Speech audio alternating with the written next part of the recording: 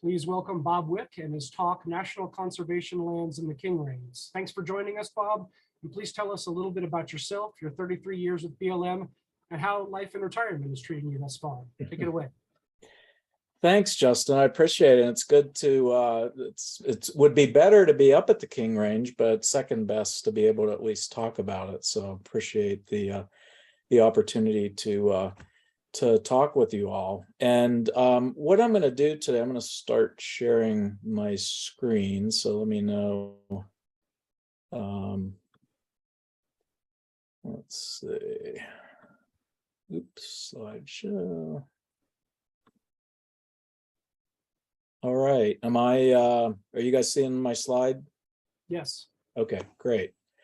So yeah, what I would like to do is tell you a little bit about the history of the BLM's National Conservation Lands Program and how the King Range fit into both the history of the program as a whole, but also the BLM as an agency. The King Range played an early part in development of the BLM's overall mandate. And so touch a little bit on that. I'm going to go back to almost the dinosaurs a little bit as far as public land management in the first couple slides, but then we'll get into some more current stuff, both about the King Range, but then I'll take you on a tour of all the various designations that the BLM manages under the family of conservation designations that make up the National Conservation Lands. Just a little bit of background on myself. I actually grew up back in Pennsylvania and went to school in forestry at Penn State and Virginia Tech, but there was a job opening with the BLM in Colorado. So I moved there back in 1988 and then moved from there to Ukiah when Ukiah was a district which covered the King Range and Arcata. So I moved there in 1993. So that was the beginning of my involvement with the King Range. They abolished the district in 1995, and I took that opportunity instead of moving somewhere or being put out to pasture in my late 20s. I moved up to the King Range full time. So I worked there full time from 1995 to 2000. And there were only three of us full time when I was there. I was the first recreation specialist there.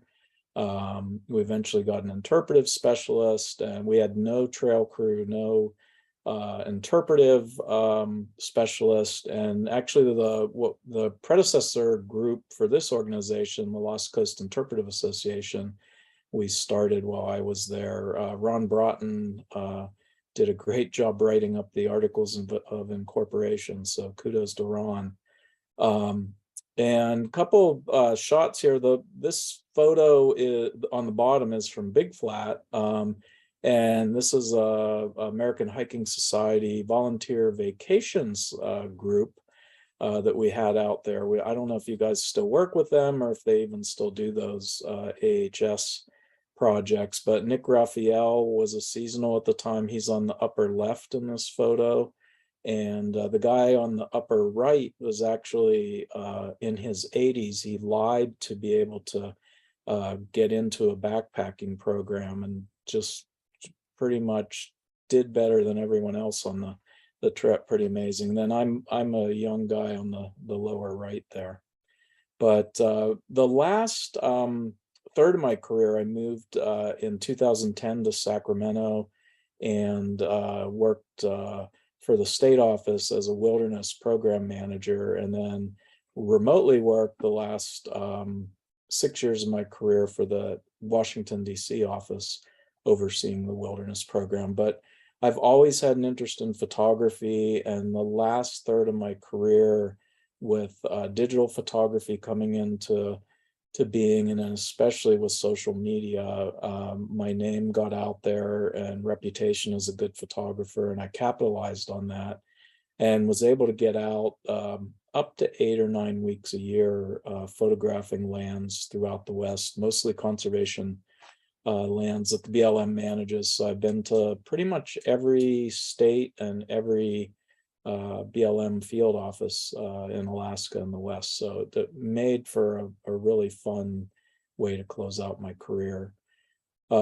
Well, let's start a little bit with this very old history. The BLM is what remains of the original public domain land that the U.S. acquired, and much of it was ill-gotten through various treaties. We talked about Native Americans, ancestral lands before, but once that came into federal ownership, about 75% of the country was public domain land initially.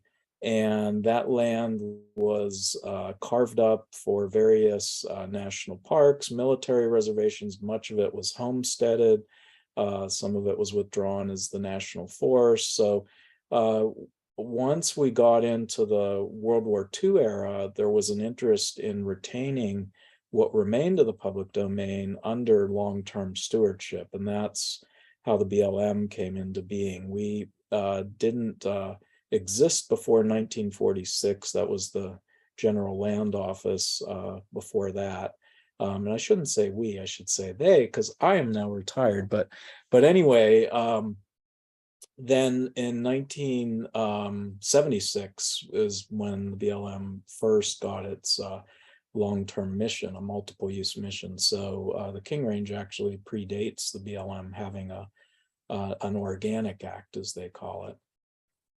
And the BLM is very much a workhorse agency. It's also a chameleon agency in that depending on where you are, the public lands are managed very differently. If you go down to the California desert, there's a lot of renewable energy projects, also a lot of cool wilderness areas down there. In Nevada, there's major mineral projects going on. The upper right here is a lithium mine, evaporative pond area in Silver City, Nevada. Lots of different recreation opportunities going on the public lands. Of course, grazing historically has been a major use of the public lands. So lots of different uses, and including development of public lands for various commodities for the American people. And so the lands are zoned pretty much through a land use planning program for these various uses. And because the Arcata office and Northern California offices in general don't have a lot of BLM public land.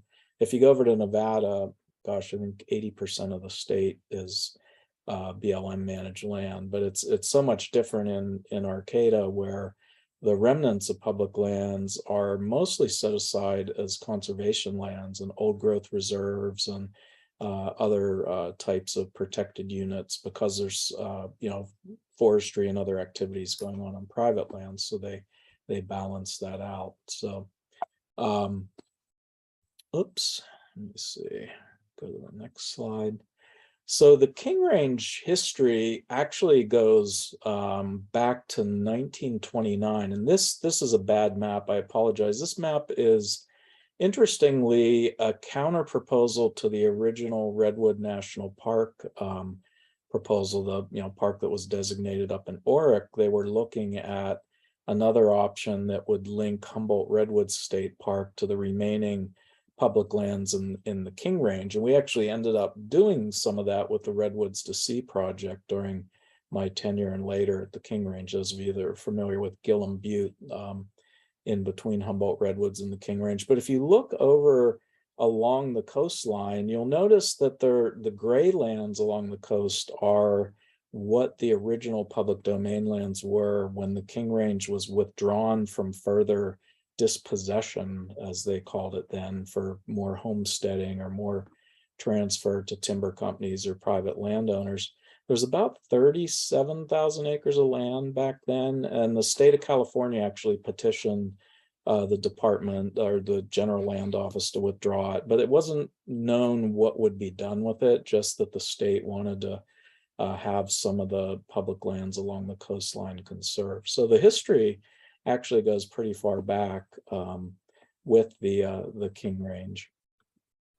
And the area didn't get its National Conservation Area designation until 1970, But that was a pretty long process that started back in the early 60s. Clem Miller was the congressman that championed the King Range designation. And when he passed away in 1962, Don Clausen carried it through the finish line, and also was involved with getting Redwood National Park designated, Golden Gate National Recreation Area, and see what Point Reyes was the other one. So interestingly, Congressman Clausen was a Republican and a staunch conservation-minded person, and really pushed for these proposals to go through. And another little aside here, this is Abalone Point on the King Range. And those of you that wonder why there's all those little coastal parcels, not just Malcolm's Park and Abalone Point, but other parcels along the coastline, the county coastal management program and plan wasn't signed off by the Coastal Commission for the southern third of Humboldt County because Shelter Cove didn't have any public access to the coastline. So they were basically dead in the water for further development of the Shelter Cove subdivision until public access was purchased. So some funding was allocated and those parcels were picked up so that the development could continue in the cove. But the King Range, again, even though it was designated in it was actually identified for designation in 1970. And I just kind of learned this myself. It was not truly designated until 1974 when basically Congress said the BLM is to develop a management plan, and upon presenting that through the secretary to the president, it would be designated as an NCA. So that the original act was 70, but the land use plan was completed in 1974. And the land use plan was much different than the management we're working under today. It had 8 different management zones, mostly for conservation and protection, but on the eastern side of the King Range, there were areas that were proposed for timber production and management. Those areas evolved over the years with the Northwest Forest Plan passage and the listing of the spotted owl, so that they all became old growth reserves, and there were never any timber cuts in the King Range except for a few small salvage harvest operations back in the early tenure of the area after some fires there. Both the north and south end of the King Range and even the central part near the Smith and Etter cabin were accessible to motor vehicles early in the tenure of the King Range. But first, the north end was closed up by the Mattole River, primarily because there was a lot of impact and vehicle use on the cultural resources up there and the midden sites and such. And then as use started to increase and there was more interest in wilderness during my tenure, it's one of two of the most difficult projects I worked on my career was when we closed Black Sands Beach to vehicle use. There was 3.5 miles down at the south end. So, you look at the King Range of today and think, wow, it's all, wilderness and lots of backcountry protected areas. But initially it was a much more open area for a lot of different uses. I did dig up a couple of slides. I didn't take these, but these 2 bottom slides are the elk reintroduction in the King Range, where they pulled elk down from Prairie Creek State Park and put them out in Hidden Valley. And most of the elk have since migrated south into the Symphion, but they spend time between Hidden Valley and Symphion. So it was quite an operation to get the elk transplanted down there. Okay. So a couple people that had a big role in both the King Range and the National Conservation Lands. So you may recognize a few of these folks. The first person on the left is Linda Roush, the longtime field manager of the King Range. Sitting next to her is Secretary of Interior Bruce Babbitt. And then Gary Pritchard Peterson with the hat was the manager of the King Range for a long time. And then Ed Hasty, who was a longtime state director of BLM California, and actually predates FLIPMA. He actually was an engineer that led the construction of the King Range Road, had a lot of history with the King Range. And then our director, Pat Shea, is right next to him. But Ed Hasty developed a good rapport with Bruce Babbitt and was not afraid to express his opinions, had a lot of pride in the BLM. And when the California Desert Protection Act was being passed, a large portion of BLM land in the California desert was being transferred over to the National Park Service as the Mojave National Preserve expansion of Death Valley National Monument into a park and Joshua Tree into a park. And Mr. Hasty said to Bruce Babbitt, you know, some of those lands are core to BLM's conservation mission. Why are you guys supporting transfer to another agency, i.e. the Park Service, if you expect BLM to embrace its conservation component of its mission? Somebody, you know, we need to quit plucking the crown jewels from the agency, so to speak, and transferring them to other agencies. So Bruce Babbitt actually took that to heart, and it was too late for the California desert. But then when it came time for designating what's now the largest national monument in the lower 48, the Grand Staircase Escalante National Monument. Well, it was the largest, and then President Trump reduced it, and now it's the largest again. But it was designated in the mid 90s, and everyone thought that it was going to be transferred to the Park Service. But the President Clinton retained the management under BLM's jurisdiction, and basically said, Bruce Babbitt said to the BLM director, you know, now's your chance to shine. You're going to make or break your conservation mission depending on how you manage this area and others. And after the Grand Staircase was designated, and I'll talk more about national monuments in a few minutes, a large number of additional national monuments were identified, and they were retained under BLM management, or in some cases U.S. Forest Service management. So it sort of stopped the transfer of monuments over to the National Park Service. And I think right now the BLM actually might have more acreage in national monuments, maybe not more number than the National Park Service. So this is what the system looks like now, the National Conservation Lands Program. And I'll go through each of the various designations and give you a little bit of background on how they're different, how they're similar, and how they complement one another. But there's about almost 900 units across the western states and Alaska, and a large chunk of the units are here in California, and some really amazing areas. So the National Conservation Lands are just a term that the BLM has come up with for this total family of designations that includes national conservation areas like the King Range, but also national monuments, wilderness areas, wild and scenic rivers, national scenic trails, and other designations.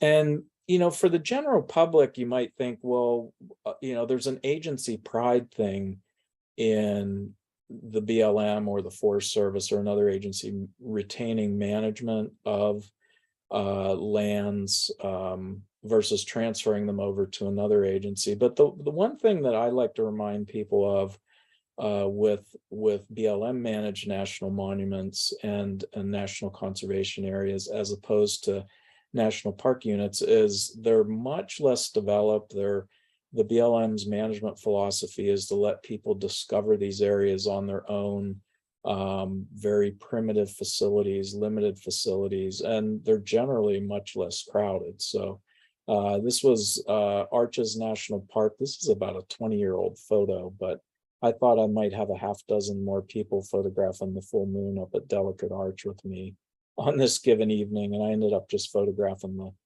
the audience versus the moon. There were so many folks there, but it's harder to find solitude on any public lands right now, after COVID especially, but in general, BLM national monuments, national conservation areas are less busy, less developed, and you really need to be more prepared for creating your experience going out there.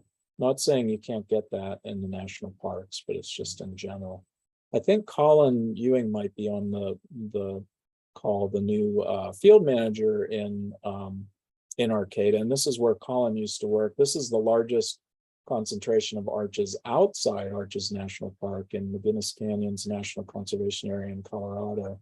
Again, you have to get into a either beat up four-wheel drive road, getting down to a trailhead that's reasonably close to these, or you have to hike 6 or 7 miles up a primitive trail to get to them. So when I've been there 3 or 4 times, I've maybe run into a couple of other groups there, but you can really have an experience of solitude and discovery in a lot of these places that you can't get, at least in the more developed parts of the national parks. So for the rest of the presentation, I'd like to mainly focus on the various designations of the national conservation lands. And we'll start out with national monuments. National monuments are designated under the Antiquities Act that was originally passed in 1906, and it gave the president authority to set aside national monuments to protect certain objects, particularly historic and Native American sites, as well as natural features, and set them aside for protection as national monuments. The importance of that is it's the only protective designation of this scale that the president can unilaterally designate. He or she doesn't have to go to Congress to get approval. So that's caused a lot of feathers to get ruffled in Congress. They want to rein in the president to not allow for this level of authority, but it's been used from the first, since the act was passed. Teddy Roosevelt designated the Grand Canyon as one of the early national monuments, and it was a huge area, and it's now obviously one of our crown jewel national parks. But the national monuments are just include some of the most amazing resources that I've ever visited. And the cool thing is, again, this is Bears Ears National Monument in southeast Utah. These are ancient Pueblo sites. And the cool thing is you can explore these areas and you're not fenced off and on a paved, trail going around them. You can actually get out and visit them in a wilderness type setting, an undeveloped setting. This is a big man panel in Grand Gulch. It's actually, these figures are taller than I am. Just getting that feeling of discovery, undeveloped nature. So the monuments are set aside both for natural and cultural resource values. This is the Carrizo Plain and scientific values. The Carrizo Plain National Monument, which has some brilliant wildflowers whenever they get enough moisture down there every few years. But this is an area called Wallace Creek, which is one of the most studied areas along the San Andreas Fault in the Carrizo Plain. And you can see that drainage coming down from the foot slopes of what's called the Tembler Range, and then it hits that line and turns sharply to the left. Well, that's the San Andreas, and then it goes back down the rest of the slope. So that's basically showing the offset of the San Andreas from various earthquakes. So several 100 feet of offset, and it's been studied by top seismic scientists and geologists all over the world because it's such a textbook example. So another example of a cool scientific object in a monument. This is the California Coastal National Monument. There's a few of the rocks and islands that make up the coastal monument here in the King Range. This shot's up by Crescent City, and again, these are what were leftover lands. Nobody settled the rocks and islands off the California coast. They were considered worthless, as far as homesteading or most other uses. So they remained in the public domain. But of course, now we know these are some of the most critical habitat in the state, especially along such a highly developed coastline as we have further south in the state, for refugia and nesting and roosting sites for seabirds and marine mammals. It's pretty amazing. They're just pretty much wildlife hotels. Now we'll move on to national conservation areas. Oh, and I should mention all of the designations except national conservation areas have what's called an organic act. Like all national monuments, management of those monuments has to tie into the overarching principles of the Antiquities Act. And all the other designations are tied to a base act, but national conservation areas and similar designations are standalone designations. So the King Range Act isn't tied to any other overall legislation, and it's a pretty broad act. If you read the act, it doesn't identify a lot of clear goals for protection. It gives a lot of credence to the management plan, and that plan has evolved over the years with an update in the 2000s to go for a more protective designation or management of the area, just because it's such a rare gem of undeveloped land along the coast. Another example, this is a shot, I think this is from up on Saddle Mountain. You can see Shelter Cove in the foreground down there, but one of the resources that I am so happy that's finally getting attention the last 10 years is the night sky resource. And the King Range is a pretty unique spot as far as night sky viewing, in that the way the coast goes from southeast to northwest, when you're looking south at the Milky Way, you're looking offshore. And when you get up on the higher peaks like King Peak or Queen Peak or up on Saddle Mountain, you're up above the marine layer. So you're in that really dry air layer where you can just get amazing views of the Milky Way. And there's absolutely no light pollution once you get out over the ocean. So great night sky viewing there. For those of you that are camera buffs, digital photography has made photographing the Milky Way a lot of fun, and the camera never sees what your eye sees. And in the case of night sky photography, cameras pick up just a lot more light than your eyes are able to pick up. That's why you're able to see the milk of the Milky Way, so to speak, a lot more than you can see with your naked eye. So one of the national conservation areas that is managed almost like a national park unit, as a matter of fact, if it were a national park, it would be 15th in visitation among the national park units, is the Red Rocks National Conservation Area in Las Vegas, just west of Las Vegas. And some of you that have been to Vegas, I'm sure, have seen the red cliffs rising 3,000 feet above the plain there in the Red Rocks. The view from up above Red Rocks down in the lower left of this photo is actually looking out over the Las Vegas Strip. So you can see how close it actually is to Las Vegas. So Red Rocks does have a big visitor center, a paved loop tour, but you can still, and as you can in many national park wilderness areas, once you get off that developed loop and development area, you can have the place to yourself. I was up in what's called the Rainbow Mountain Wilderness, which is within Red Rocks, for 3 days, looking out over the Strip of Vegas. Never saw another person the whole time I was up there. Pretty incredible.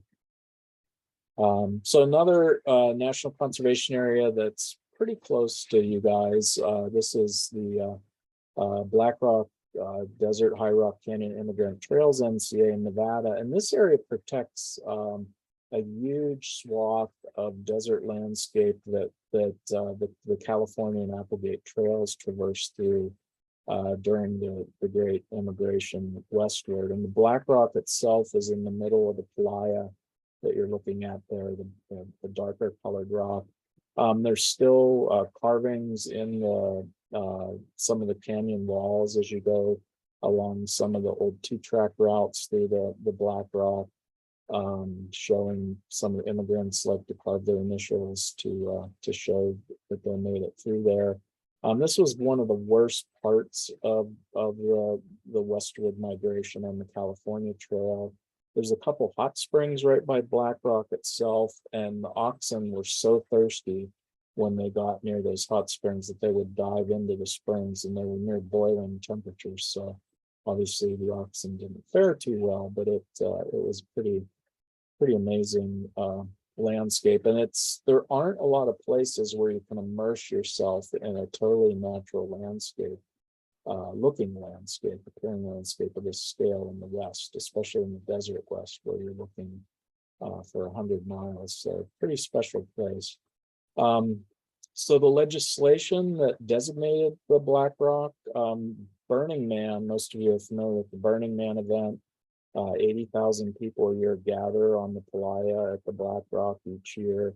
And Burning Man actually predated the designation of the NCA. So some folks feel, well, it's not really appropriate to have an event like Burning Man within the National Conservation Area. Now, you can argue size-wise and should it grow, things like that, but it's actually written in the legislation that the BLM will allow large events to continue to occur on the playa. So Congress specifically, Harry Reid specifically had that written into the act so that those events could continue. Curiously, the playa in the Black Rock Desert's also the home of the world land speed record. That's that car on the lower right.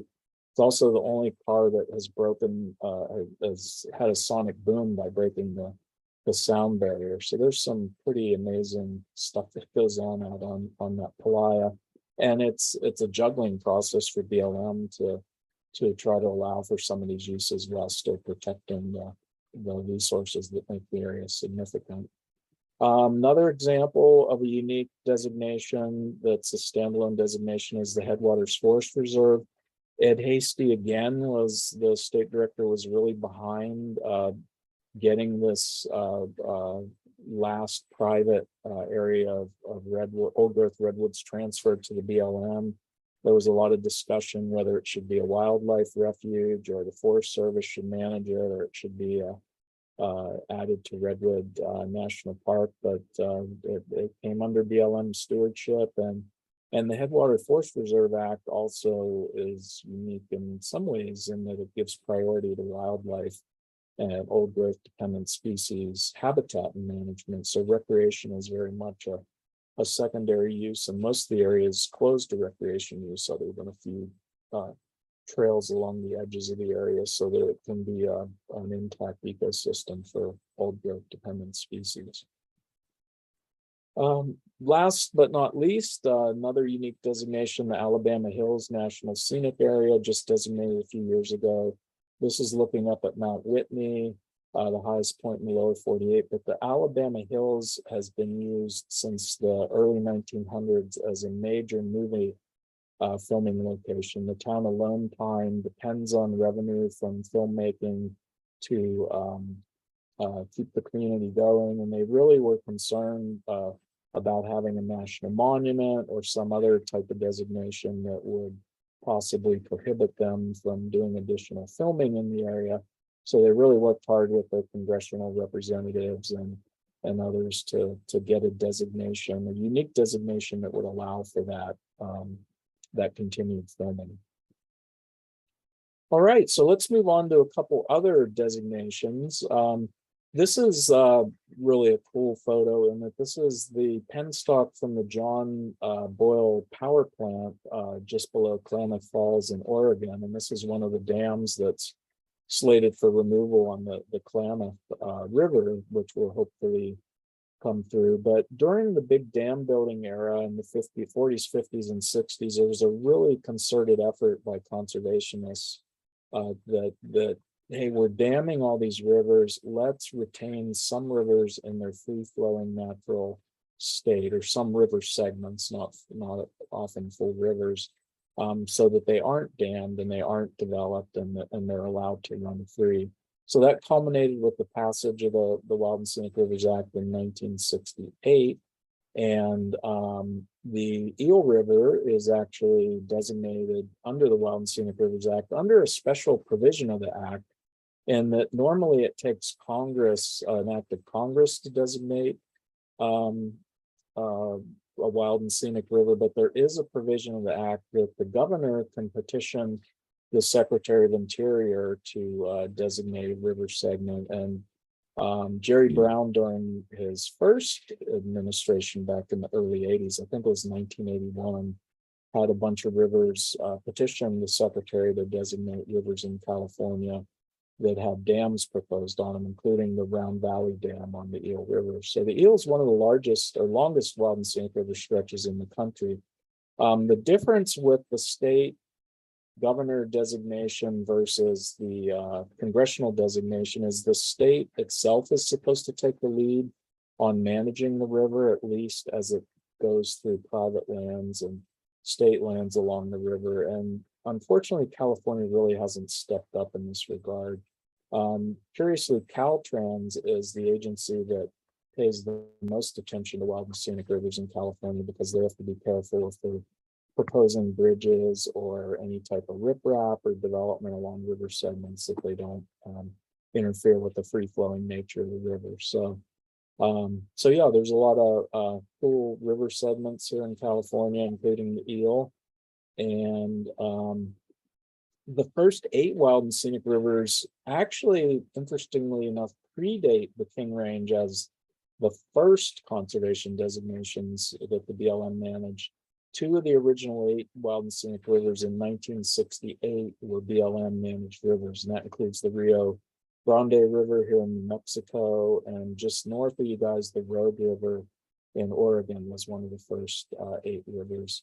And as a prelude to Instagram influencer, Zane Gray's cabin is on the upper right of this photo. It's actually was acquired by the BLM, so it's has been restored and it's open for public access. But Zane Grey wrote a lot of Western novels, as many of you know. I think Riders of Purple Haze. I haven't read a lot of his or any of his stuff. But anyway, he wrote a lot of books on the road, and they started building so much interest in fishing on the Rogue River that it became too crowded for Zane. So he moved up onto the Umpqua River, and he was upset that the road had gotten too crowded, even though he was the one that was responsible for it. And obviously, wild and scenic rivers aren't just pretty areas to boat. They contain some hugely significant natural resource values here on the North Coast. Salmon and steelhead species, long-term traditional use by native tribes. The Klamath still has some fishing platforms like this. I believe this particular one for salmon fishing is up on the Deschutes in Oregon. So very important culturally. Rivers are the lifeblood of America, and the Wild and Scenic Rivers Act is just a way to protect some of them for, in this case, wildlife and the upper Missouri. And we always think of wild and scenic rivers, or rivers in general, as big flowing rivers like the Eel or the Mattole, but some of the wild and scenic rivers are pretty unique, especially in desert areas. This is the Amargosa, which is actually flows underground most of its length, but flows on the surface in some areas near Shoshone. In other areas east of Death Valley. The water in the Amargosa is saltier than the ocean.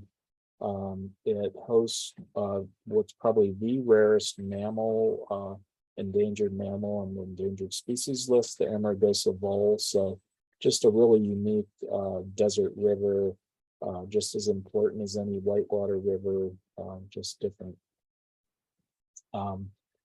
So the National Scenic and Historic Trails Act was passed on the same day by President Johnson as the Wild and Scenic Rivers Act. And initially it focused on national scenic trails, which are the long distance trails that cross states along the Pacific Crest Trail, the Appalachian Trail, the Continental Divide Trail. Others have been added since then. But later, the National Scenic Trails Act was expanded to include historic trail corridors that were important to certain components of U.S. history.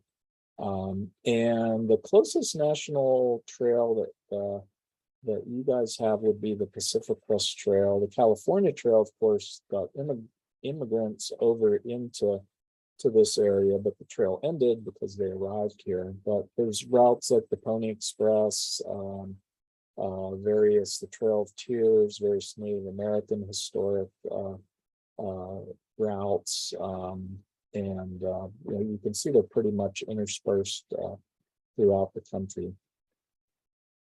And we often think of the National Scenic Trails as, the Reese, Witherspoon, hiking, doing through hiking on the national trails. And they do get a lot of backpacking use, but I like to remind people that the National Scenic Trails also get a lot of day use, especially where they're close to towns like the Pacific Crest Trail and Palm Springs. And they have an allure to them that they serve as ways to attract visitors to try hiking in some of these areas. They're basically the rock stars of the trail system.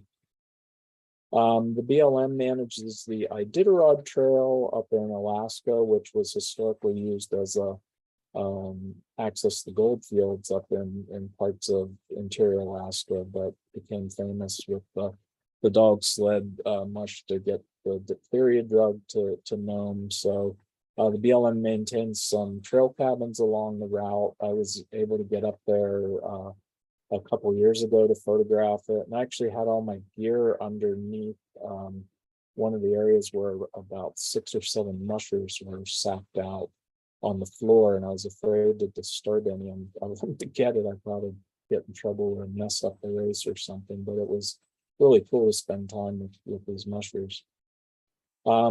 This is the Lewis and Clark Trail over Lemhi Pass, which is where Lewis and Clark, with the help of or leadership of Sacagawea, made it over the Continental Divide. This is near Salmon, Idaho. Again, this big expansive landscape really gives you a feeling of what it must have looked like to the original explorers.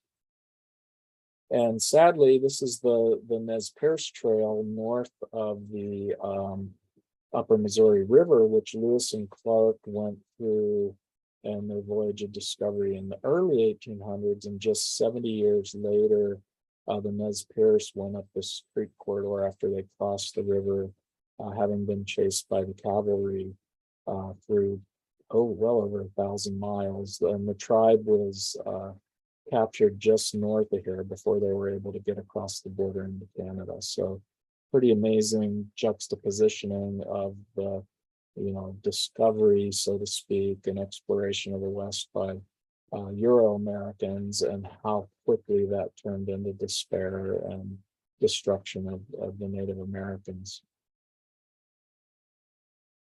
And wilderness, let's talk about wilderness. The King Range has a wilderness area within it, and some folks always ask, why do we have all these overlapping designations? And if you look at, again, the Organic Act for the wilderness system, it was passed in 1964, and there was a long effort to get wilderness areas designated.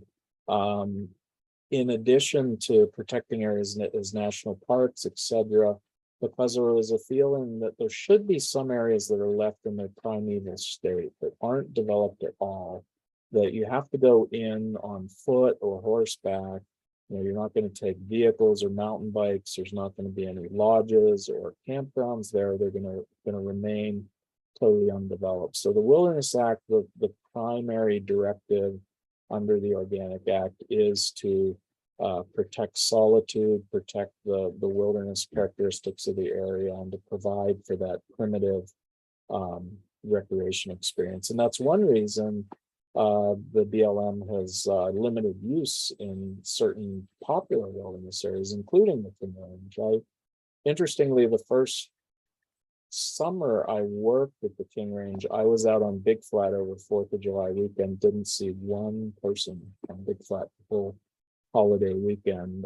By the time I left Arcata, we were in the midst of developing an allocation plan, just because use had gotten so high that we wouldn't be able to protect that wilderness resource, natural resource, or the wilderness experience of any type of solitude if we just let the area get overrun.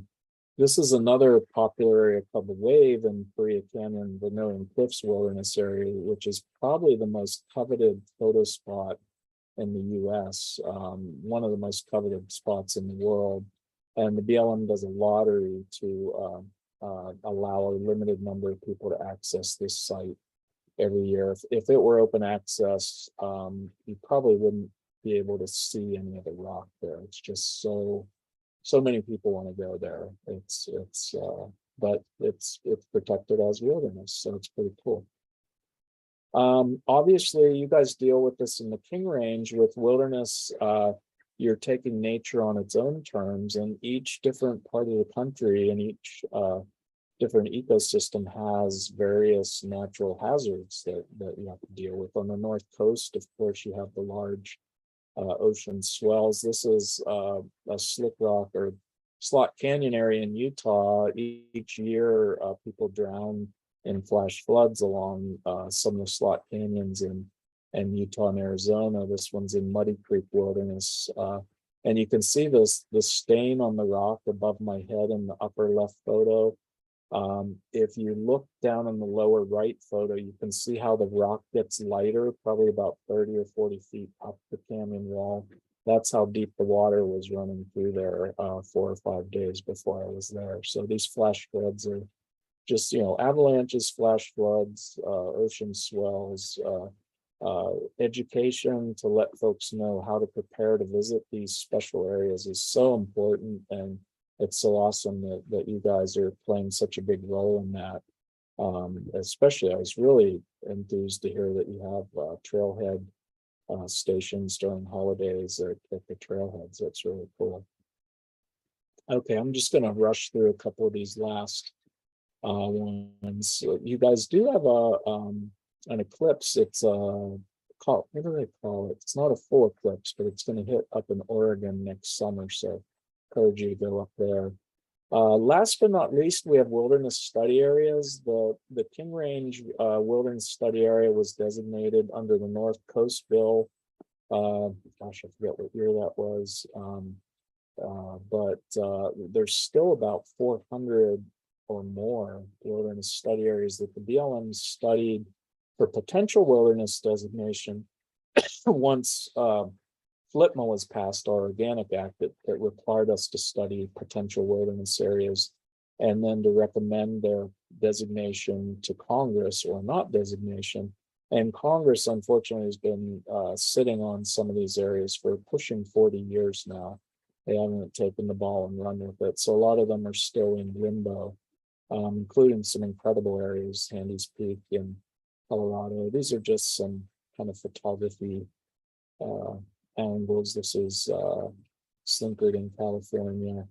I encourage those of you that are into photography for night skies to go use the moon like the sun and get some cool full moon photos. This is moon on the Aspen. So I'll just skip through these. Bobcat Draw and Lamb. Some of the WSAs have become national monuments, again, just because the president has authority to designate national monuments. He's provided protection for some of the units when Congress doesn't move on them. So for instance, the Grand Staircase, Bears Ears National Monuments have a number of wilderness study areas in them. This is an area that's being looked at now, being championed by some conservation groups in Colorado, the Dolores River Canyons, which is partly in a wilderness study area. So it'll be interesting to see if President Biden moves forward. He's designated Camp Hale, a World War II camp, as a monument in Colorado, a Forest Service monument. But it'll be interesting to see if he moves on any other areas.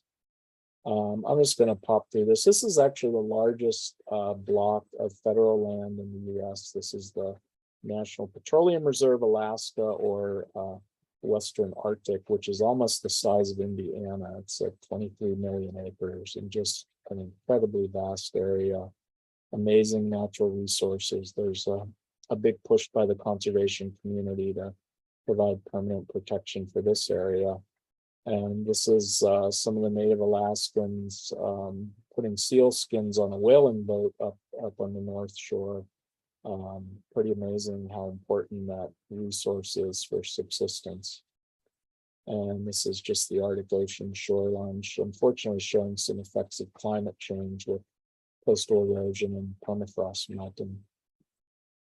So yeah, I think that is it. I know I went a little bit long.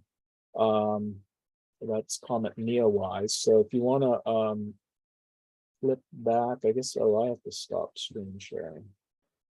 Okay, I stopped sharing. All right, thank you, Bob. That was a great talk and lots of interesting information, beautiful photos, and just so fascinating to see the diversity that the National Conservation Lands cover. I wasn't aware that the wild and scenic rivers were considered part of the National Conservation Land system. So, yeah, so that was really interesting to learn about. We'd like to offer people the opportunity now to turn their cameras off and to ask questions. So I am going to make some changes here that allow people to do that. You could also seed questions into the chat and we can ask them that way. But the other thing that, see, in the meantime, I guess I'd like to ask you, Bob, being that you visited so many of these places, I'm wondering if you have any favorite landscapes, either BLM or unprotected areas that you would really like to see receive higher level of conservation protections. Well, of course, the King Range always comes up. It's hard to pick a favorite because every area of the country and most of the BLM conservation lands are in the West, but they're all so unique. I love the Red Rock Canyon country of Utah, the North Slope of Alaska. I wouldn't even necessarily call it the most scenic, landscape, but just the vastness. You just feel so tiny being out on that landscape, knowing that you're 300 miles from the nearest road when you're out there. Oops, hold on. Oh, I had this on. And then another question I had is about local wilderness study areas. I know early on you mentioned something about Gillum Butte, and I know that it has certain characteristics that are considered wilderness values. And so I just wondered if there are, parcels within the Northern California landscape, BLM lands that, are, maybe appropriate for, wilderness designation, or at least at some stage of consideration for that protection.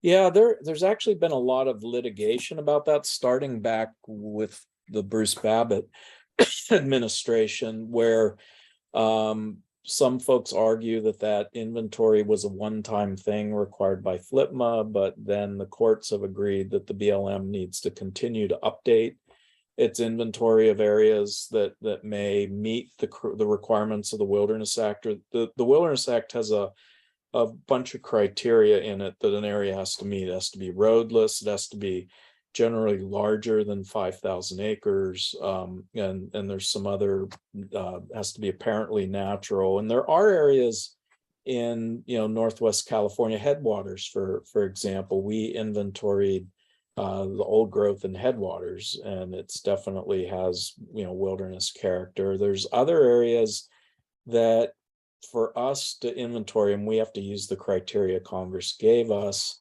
and they may not meet those criteria, so we don't recommend them, or the BLM doesn't recommend that they be managed for wilderness characteristics. But then Congress can do whatever they want if they want to designate them. So there's situations where conservation organizations say, yeah, it might not meet those criteria perfectly, but we still feel it should be wilderness. So there's two sides of it, I guess. The agency side, that they have to follow the law, but then there's the congressional side.